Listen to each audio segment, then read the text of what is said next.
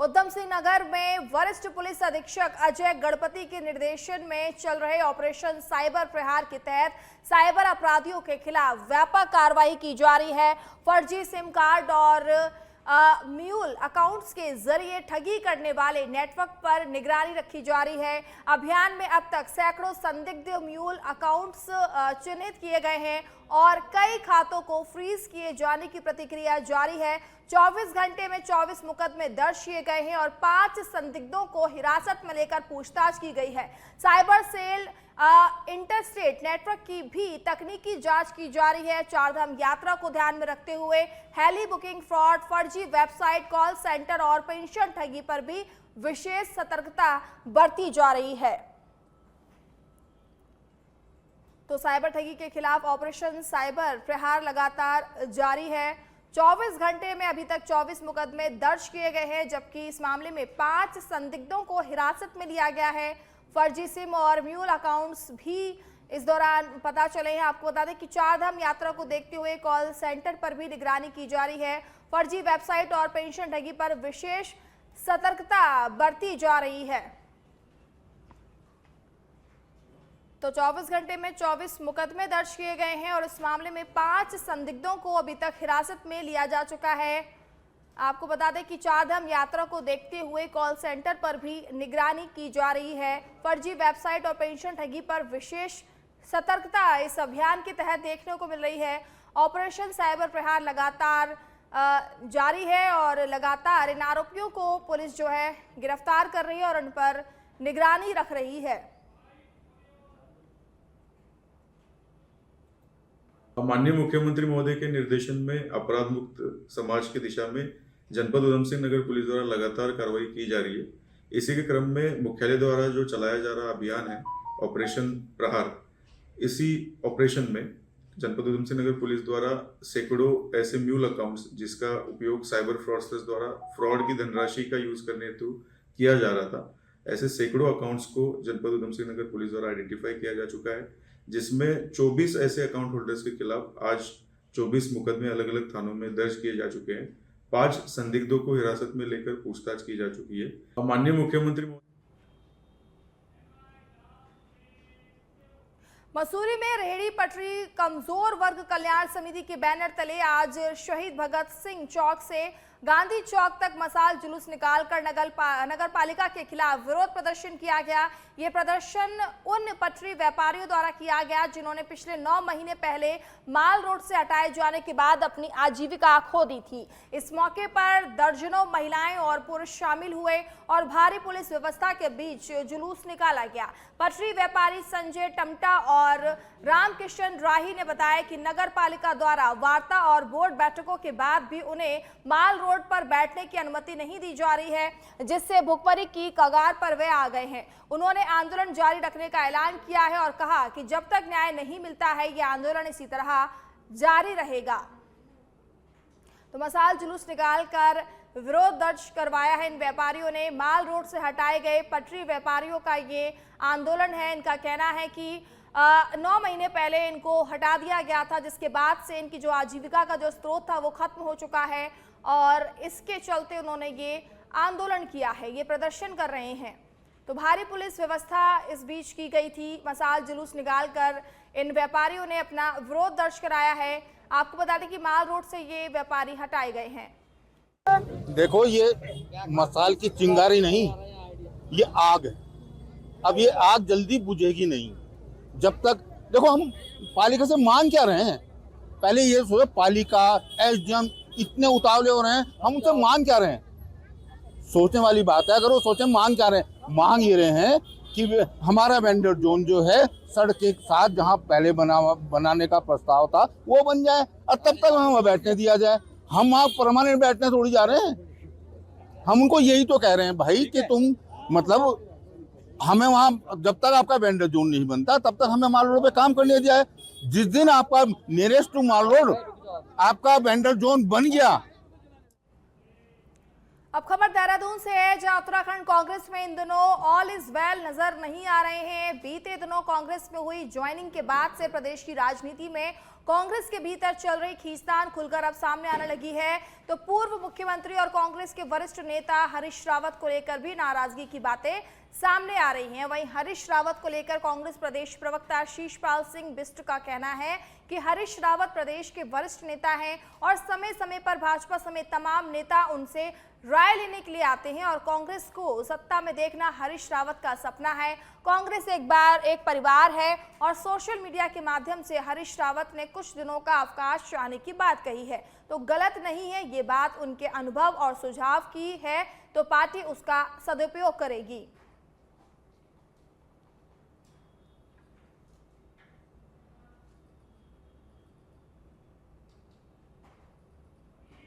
तो कांग्रेस प्रवक्ता ने इस पर सफाई दी है। आपको बता दें कि कांग्रेस के अंदर लगातार ऐसी खबरें सामने आ रही हैं कि खींचतान चल रही है। इस बीच कांग्रेस प्रवक्ता ने इस पर बयान दिया है और उन्होंने कहा कि सब कुछ ठीक चल रहा है। और आपको बता दें कि कांग्रेस के भीतर चल रही खींचतान पर लगातार बीजेपी हमलावर है और अब इस मामले में कांग्रेस के जो प्रवक्ता हैं उन्होंने बयान दिया है। तो कांग्रेस प्रवक्ता शीशपाल ने खींचतान पर बयान दिया है। कांग्रेस के भीतर चल रही खींचतान पर उन्होंने कहा कि ऐसा कुछ भी नहीं चल रहा है।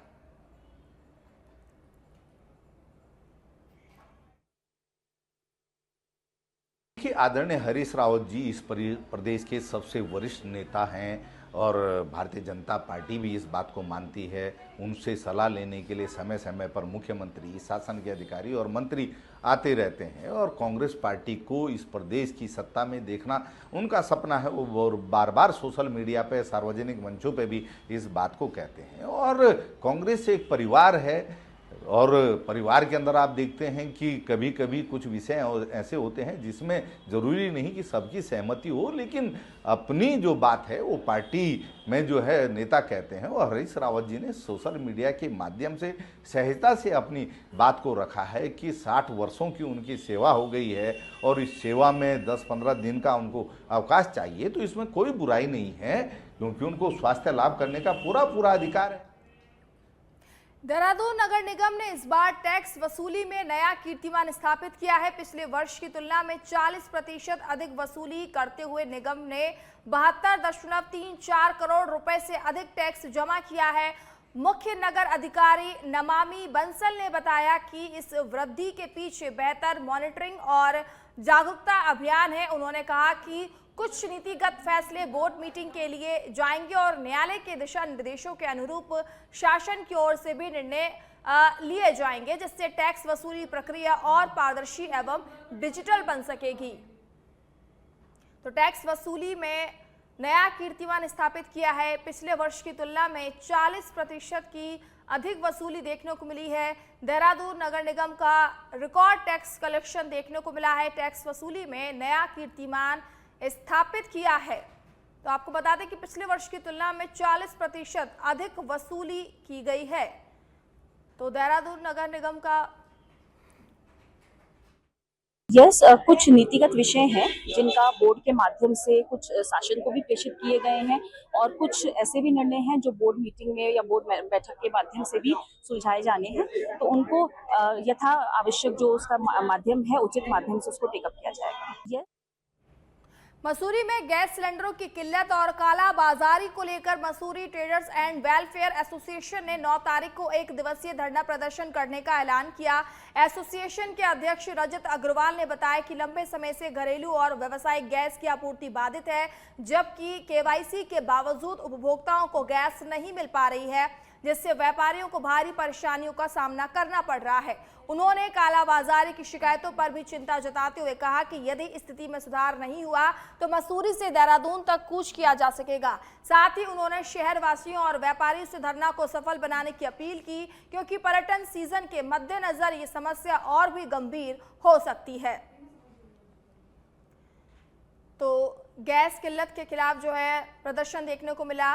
रजत अग्रवाल के नेतृत्व में 9 अप्रैल को प्रदर्शन मसूरी से देहरादून तक कूच की चेतावनी दी गई है। पर्यटन सीजन पर पड़ सकता है गैस संकट का असर, इसे देखकर प्रदर्शन किया जाएगा। गैस किल्लत और कालाबाजारी के खिलाफ ये धरना दिया जाएगा। तो रजत अग्रवाल के नेतृत्व में 9 तारीख को ये प्रदर्शन किया जाएगा।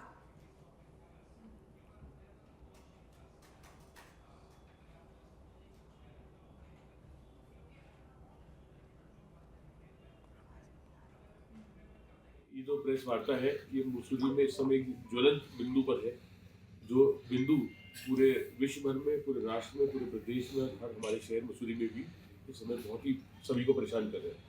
वो बिंदु है घरेलू गैस का। अगर पिछले 1 महीने से अधिक की हम बात करें तो मसूरी में घरेलू गैस की बहुत बड़ी किल्लत। इस किल्लत को देखते हुए हम लोग 9 तारीख को दिन में 1 बजे से गढ़वाल मंडल के निकट इंडेन के कार्यालय पर एक धरना प्रदर्शन करने जा रहे हैं। इस धरने प्रदर्शन में जो मुख्य बिंदु हैं वो यही है। सर्वप्रथम मसूरी के हर एक नागरिक को घरेलू गैस की उपलब्धता पूर्ण रूप से हो। दूसरा बिंदु, जिन मसूरी के घरेलू गैस के उपभोक्ताओं की केवाईसी नहीं हुई। देहरादून में मौसम ने अचानक करवट ले ली है और मौसम विभाग ने 11 अप्रैल तक बारिश और बर्फबारी का अलर्ट जारी किया है। अगले 24 घंटे में पहाड़ी जिलों में हल्की से मध्यम बारिश होगी, जबकि 7 से 8 अप्रैल से नया पश्चिमी विक्षोभ सक्रिय होने के कारण मैदान और पहाड़ दोनों प्रभावित होंगे। मौसम वैज्ञानिक डॉक्टर चंद्र सिंह तोमर के अनुसार उत्तरकाशी, चमोली, रुद्रप्रयाग और पिथौरागढ़ में बारिश के साथ 3300 मीटर से ऊपर बर्फबारी की संभावना है। विभाग ने अगले 24 घंटे के लिए येलो अलर्ट और 8 और 9 अप्रैल के लिए ऑरेंज अलर्ट जारी किया है। इस दौरान ओलावृष्टि, तेज हवाएं, बिजली गिरने का खतरा रहेगा। तापमान में 3 से 5 डिग्री की गिरावट होने से गर्मी से राहत मिलेगी। वहीं पश्चिमी विक्षोभ का असर 11 अप्रैल तक रहेगा और इसके बाद मौसम धीरे धीरे साफ होगा। तो मौसम विभाग ने अलर्ट जारी किया है, येलो और ऑरेंज अलर्ट जारी किया है। आने वाले समय में बर्फबारी भी हो सकती है। हल्की से मध्यम दर्जे की बारिश रहेगा और 3300 मीटर से ऊपर में हमको बर्फबारी भी देखने को मिल सकती है। ये जो WD जो है 10-11 तक एक्टिव रहने का है, वीक हो जाएगा। 9 तारीख में जो है पहाड़ी जनपदों में हल्की से मध्यम दर्जे की बारिश कहीं कहीं हमको देखने को मिल सकती है। उसके बाद ये और कम हो जाएगा। 11 तारीख को हालांकि एक और पश्चिम विक्षोभ आ रहा है जो काफ़ी जो है वो उसमें, लेकिन इतना स्ट्रॉन्ग नहीं है, वह बहुत जो है फीवर WD है, तो उसका इफेक्ट उतना नहीं होगा। 11 और 12 में उसको जो है पहाड़ी जनपदों में कहीं कहीं पे बहुत हल्की बारिश कहीं देखने को मिल सकती है। हल्की से मध्यम दर्जे की बारिश रहेगा और 3300 मीटर। उत्तराखंड के टिहरी गढ़वाल स्थित water sports and adventure institute पर 25वीं all India police water sports cluster championship का वर्चुअल शुभारंभ मुख्यमंत्री पुष्कर सिंह धामी ने किया। इस अवसर पर उन्होंने देश भर से आए खिलाड़ियों और अधिकारियों का स्वागत करते हुए कहा कि ये राज्य के लिए गर्व का विषय है कि पहली बार इस राष्ट्रीय आयोजन की मेजबानी का अवसर मिला। प्रतियोगिता में 19 टीमों के 440 से अधिक महिला एवं पुरुष खिलाड़ी कैनोइंग, रोइंग और कयाकिंग जैसी स्पर्धाओं में हिस्सा ले रहे हैं। मुख्यमंत्री ने कहा कि ऐसे आयोजन खिलाड़ियों को मंच देने के साथ साथ राज्य में साहसिक खेलों और पर्यटन को बढ़ावा देते हैं। उन्होंने पुलिस और अर्धसैनिक बलों के जवानों के लिए फिटनेस के महत्व को रेखांकित करते हुए खेलों को अनुशासन, टीम भावना और आपदा प्रबंधन में उपयोगी बताया। साथ ही उन्होंने केंद्र सरकार की खेलो इंडिया और फिट इंडिया पहल की सराहना करते हुए कहा कि उत्तराखंड अब देवभूमि के साथ साथ खेल भूमि के रूप में भी तेजी से उभर रहा है।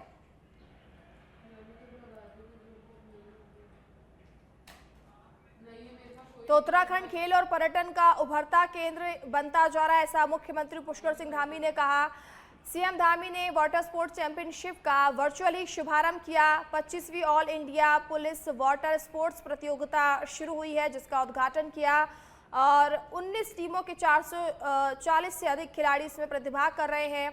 इससे उत्तराखंड खेल और पर्यटन के क्षेत्र में अब लगातार आगे बढ़ता हुआ नजर आ रहा है।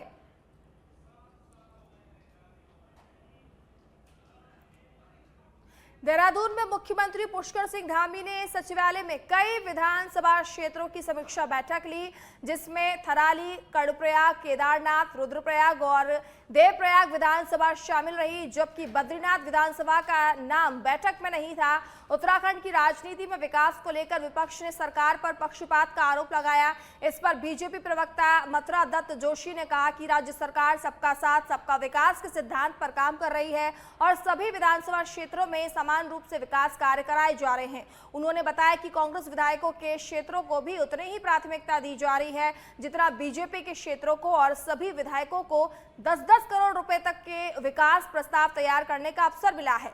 मुख्यमंत्री पुष्कर सिंह धामी जल्द ही विपक्षी विधायकों के क्षेत्रों का दौरा करेंगे, जहां वे विकास कार्यों की जमीनी हकीकत का जायजा लेंगे और समीक्षा बैठक भी करेंगे। धामी सरकार का बड़ा फैसला देखने को मिल रहा है। ये आरोप बिल्कुल बेबुनियाद आरोप है। जितनी भी कांग्रेस की विधानसभाएं हैं, निश्चित रूप से उनमें भी समीक्षा की जाएगी और उनमें अलग से समीक्षा की जाएगी। अभी प्रथम चरण में माननीय मुख्यमंत्री जो हमारी भारतीय जनता पार्टी के विधायक जहां से भी हैं, उनकी समीक्षा हो रही है और निश्चित रूप से समान रूप से हम तो काम करते हैं, सबको समान रूप से बजट भी आवंटित किया गया है। अगर 10-10 करोड़ के प्रस्ताव बनाने की बात भाजपा के विधायकों को दी है तो वो कांग्रेस के विधायकों को भी दी है। और आर्थिक सहायता में भी अगर जितनी आर्थिक सहायता भाजपा के विधायकों की हो रही है विवेकाधीन कोष से, उतनी कांग्रेस के लोगों को भी मिल रही है। और निश्चित रूप से कांग्रेस विधायक जहाँ जहाँ जिस विधानसभा क्षेत्र में, उनके यहाँ भी समीक्षा बैठक होगी और माननीय मुख्यमंत्री जी शीघ्र ही उन विधानसभाओं की भी समीक्षा भी करेंगे। उत्तराखंड में चारधाम यात्रा की तैयारियां तेज हो गई हैं। सरकार सड़कों, आवास और सुरक्षा व्यवस्थाओं को बेहतर बनाने के साथ साथ वैश्विक गैस संकट के मद्देनजर वैकल्पिक संसाधनों पर भी काम कर रही है। मुख्यमंत्री पुष्कर सिंह धामी ने कहा कि श्रद्धालुओं की सुविधा और सुरक्षा राज्य सरकार की सर्वोच्च प्राथमिकता है। सभी विभाग समन्वय से काम कर रहे हैं और उत्तराखंड चारधाम यात्रा के लिए पूरी तरह से तैयार है। तो सरकार सड़कों, आवास और सुरक्षा को बेहतर बनाने पर जोर दे रही है। उत्तराखंड में चारधाम यात्रा की तैयारियां अब तेजी से की जा रही हैं। उत्तराखंड चारधाम यात्रा को लेकर तैयारियां लगभग पूरी हो चुकी हैं और सरकार सड़कों, आवास और सुरक्षा को बेहतर बनाने पर यहां जोर देती हुई नजर आ रही है।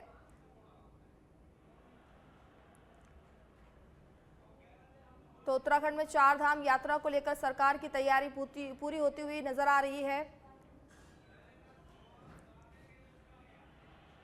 तो उत्तराखंड में चारधाम यात्रा जल्द शुरू होगी, जिसको लेकर तैयारियां पूरी कर ली गई हैं।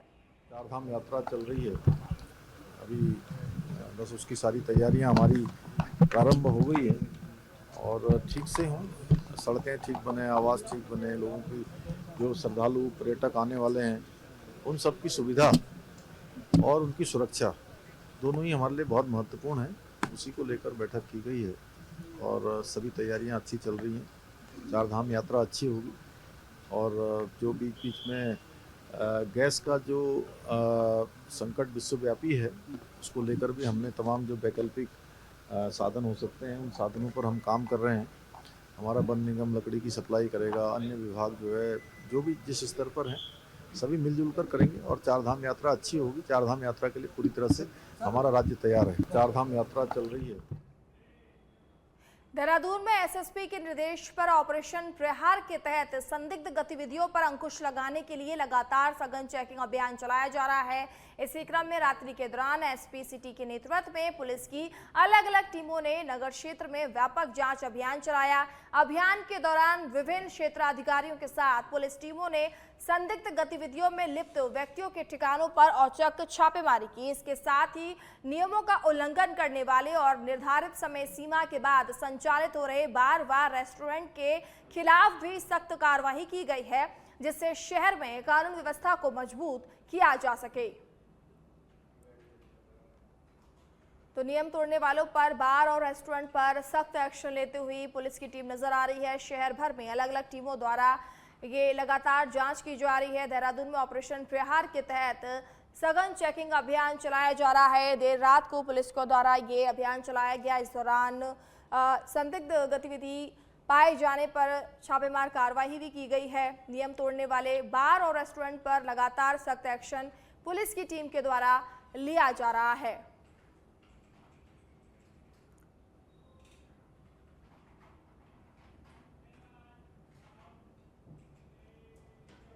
विकासनगर और चक्राता क्षेत्र में रात से हो रही झमाझम बारिश ने किसानों की चिंता बढ़ा दी है, क्योंकि इस समय कई फसलें तैयार अवस्था में हैं। तेज बारिश और हवाओं के कारण गेहूं की फसल गिरने का खतरा बढ़ गया है, जिससे उत्पादन प्रभावित हो सकता है। वहीं सरसों, चना और मसूर जैसी दलहनी फसलें भी खराब होने की आशंका जताई जा रही है। खेतों में जलभराव से दाने सड़ने और काले पड़ने का खतरा बढ़ गया है, जबकि टमाटर, मटर और गोभी जैसी सब्जियां भी ज्यादा नमी के कारण रोगों की चपेट में आ सकती हैं। चक्राता के पहाड़ी इलाकों में मिट्टी कटाव की समस्या भी सामने आ रही है। मौसम विभाग की चेतावनी के बाद प्रशासन और कृषि विभाग ने किसानों को सतर्क रहने, जल्द कटाई करने और जल्द निकासी की व्यवस्था सुनिश्चित करने की सलाह दी है, ताकि नुकसान को कम किया जा सके। तो देखिए, बरसात के चलते जहां लोगों को गर्मी से तो राहत मिल रही है, लेकिन किसानों के लिए ये बरसात जो है आफत बनकर नजर आ रही है, क्योंकि लगातार देखा जा रहा है कि जो गेहूं की फसलें हैं वो कई जगह पर कटी पड़ी हैं और ऐसे में बरसात होने से उनकी जो फसल है वो खराब होने की आशंका बनी हुई है और इससे किसानों को जो है कई ज़्यादा नुकसान होने की संभावना जताई जा रही है। तो इस देहरादून के सहसपुर से एक दर्दनाक खबर सामने आई है, जहां चौड़पुर रेंज के पास जंगल में लकड़ी लेने गए 55 वर्षीय ग्रामीण इरफान पर घात लगाए बैठे गुलदार ने हमला कर उन्हें मार दिया। घटना के बाद इलाके में दहशत फैल गई और ग्रामीणों में भारी आक्रोश है। सूचना मिलने पर डीएफओ कालसी और वन विभाग की टीम मौके पर पहुंची और अस्पताल में इरफान को मृत घोषित किया गया। शव का पोस्टमार्टम किया जा रहा है। एक आदमी को गुल्ला द्वारा हमला कर घायल कर दिया गया। इसकी सूचना आने पर मैं तुरंत यहाँ पर पहुँचा, तो यहाँ पहुँचने के बाद पता लगा कि जो व्यक्ति है जिसके ऊपर गुल्ला द्वारा हमला किया गया था वो मृत हो चुका है। अभी जो मृत व्यक्ति के पोस्टमार्टम की प्रक्रिया अभी कराई जा रही है। इसके पश्चात अभी चूँकि जनता में काफ़ी आक्रोश है, तो सभी से बात की जा रही है और शीघ्र ही पूरे क्षेत्र का एरिया इंस्पेक्शन करने के बाद मैं पूरा बता पाऊँगा कि घटना क्या हुई, कैसे हुई और क्या रीज़न रहे होंगे। अभी तक जो सूचना है कि ये जो व्यक्ति है, जो मृतक व्यक्ति है, वो जंगल में लकड़ी लेने गए थे, जिस कारण उनके